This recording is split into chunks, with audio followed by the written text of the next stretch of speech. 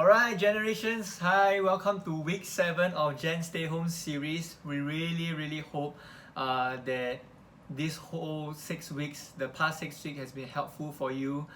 Just to send greetings again from us to you guys. We hope you are doing well. Now, towards the end of this sharing, I think it's also good for us to take a little bit of stock of how the last 6 weeks has been.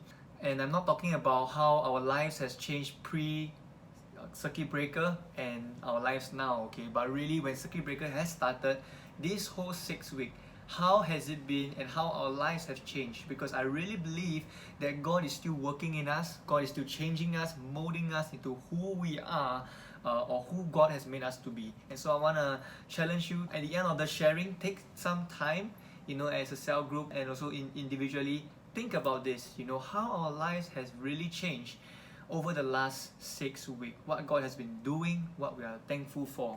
But today, we are moving on to the third part of our generation's mandate. Now, just a recap, we've been through knowing God, become sons and daughters, and today we are moving on to the last 2 weeks of lessons on reviving this generation. And today I just want to talk about us being a forerunning generation and a prophetic voice for this generation. Now, when we have a picture of forerunner, we will picture something like this, where your horses, in a horse race, and when the gates open, all the horses will run. And the horse, they break out from the crowd, that is a forerunner. Now, I want to say this, now that is just the faster runner, alright? A forerunner is different from that. A forerunner is something like when everyone else is going to a same direction, everyone else is going towards a path that is really being made for you, alright, for you to run. But then a forerunner is one that goes off track, off where everyone else is going and go into unknown territory. Now that is a forerunner. I want to say this, that we all want to be a prophetic voice that God can use, but it's not easy, simply because a prophetic voice is not a popular voice. It is when the world is going towards a certain trend, or going towards, they are heading towards destruction, something that is not pleasing to God or what God has not called them to be, but yet you be the prophetic voice to say, hey, let's not go there, do not go there, but come, God has showed us a better way, and you need to forerun into uncharted waters.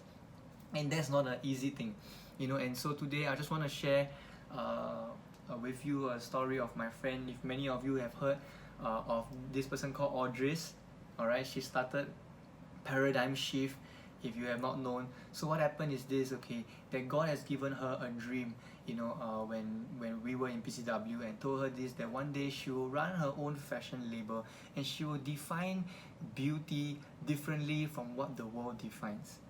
Alright, and of course the verse comes with it was that she was clothed with strength and dignity.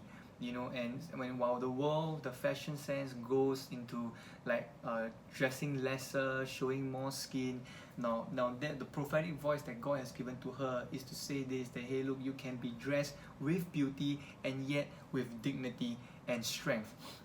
And so there's 3 things that I really learned from her life, that really can help us to be a prophetic voice or be a forerunner. The first one is this, that do not play catch up with the world. Now, many a times we have big dreams that maybe God has for us, whether is it to impact the fashion industry, whether is it to be an influencer and things like that. But then we will emulate what the rest of the people are doing.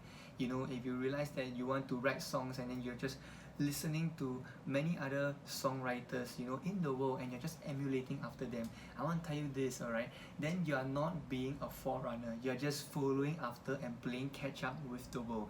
Do not play catch up with them, because God has given you something unique.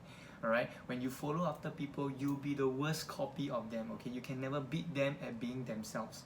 In the same way, when you become you, no one can be better version of you.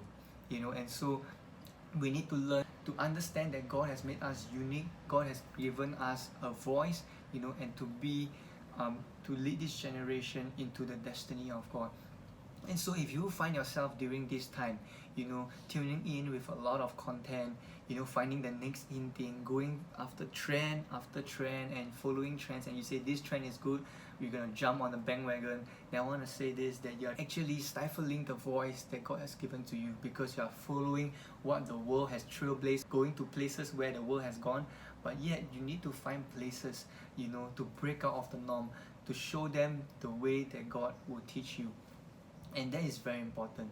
Now the second thing is this, is to be patient. Sometimes God gives us dreams, or there are certain messages that God has placed in our hearts, to really share with people, to encourage people. We know the end goal, so for example in Audrey's case, that woman would be dressed with strength and dignity.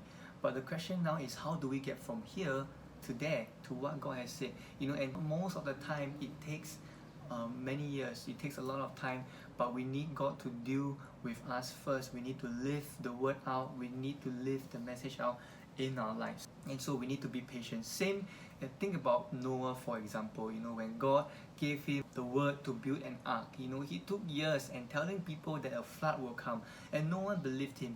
And sometimes it's like this, your voice may not be popular, you're telling people that God is going to send a flood, kill everyone, come join me in the ark.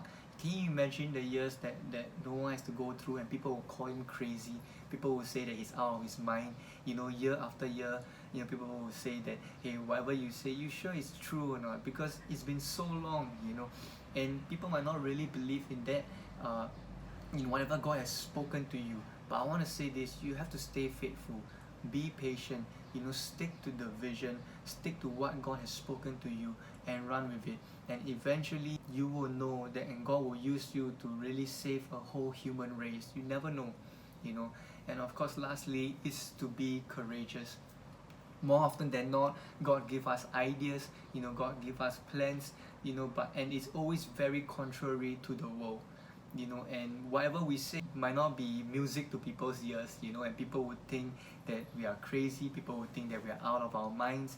But yet at the same time, we need to take that step of faith, to be courageous. We need to take a risk. We need to say, hey, look, this is really what I feel God wants us to go, and so you will go to places that no man has gone, and so there is no model for you, there's no plan, roadmap for you, because no one has gone there before, and there's so much risk that you have to put yourself into.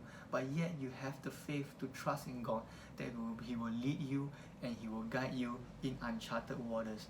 And so we need to take risks. And so I want to challenge you, to think about this, that once this whole circuit breaker is over, again, back to the picture of the horses and the gates. We are all waiting for this to be over, and the moment the gates open, where will we run to? Will we be like everyone else, running to get your first bubble tea, or running to go to church so that we can all worship together? Or will you be able to just run and share the gospel because you have never gotten a chance to show the love of Jesus, to bless one another, to pray for the sick? What is it that you will run to? Will you forerun, go off track from what everyone else is saying? The first thing that they will do after circuit breaker ends, whether is it to be with their friends, to hang out and things like that, or will you choose to forerun for this generation and be a different voice to say, hey, look, when we finish circuit breaker, it's time to show the love of Jesus to the world, and to make up for lost time. I hope this challenged you. God bless you. I'll see you next week.